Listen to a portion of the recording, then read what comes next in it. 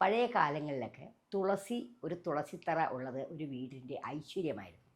തുളസിത്തറയ്ക്കും ഒരു കണക്കുകളൊക്കെ ഉണ്ട്. നമ്മുടെ വീടിൻ്റെ അടിത്തറയുണ്ടല്ലോ, നമ്മുടെ ആ അടിത്തറയുടെ അടിത്തറയോട് ചേർത്ത് മാത്രമേ അത്രയും പൊക്കത്തിലേ നമ്മളെപ്പോഴും തുളസി നടാവൂ.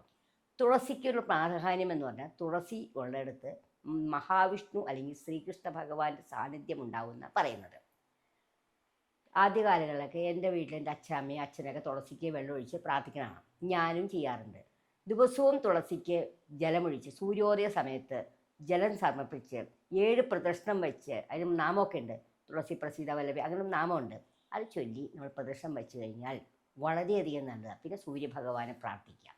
സൂര്യഭഗവാന് തുളസിക്ക് വെള്ളമൊഴിച്ച് 7 പ്രദക്ഷിണം വച്ച ശേഷം സൂര്യഭഗവാനെ നോക്കി നമ്മൾ ഒരു ഓം സൂര്യായ അർക്കായ ദിവാകരായ ഭാസ്കരായ രവിയേ നമ ഇതൊരു 11 പ്രാവശ്യം ചൊല്ലിക്കഴിഞ്ഞാൽ നമ്മളുടെ ഈ ശരീരത്തിലുള്ള എല്ലുകൾക്കുള്ള ബലം കൂടും. നമ്മൾ തെറ്റി വീഴുക, ഒരു പ്രായം കഴിയുമ്പോൾ തെറ്റി വീണു എന്ന് പറയും, കുളിമുറി തെറ്റി വീണു, അവിടെ വീണു, ഇങ്ങനെയുള്ള വീഴ്ചകളിൽ നിന്ന് നമുക്ക് ഒഴിവാകാൻ പറ്റും.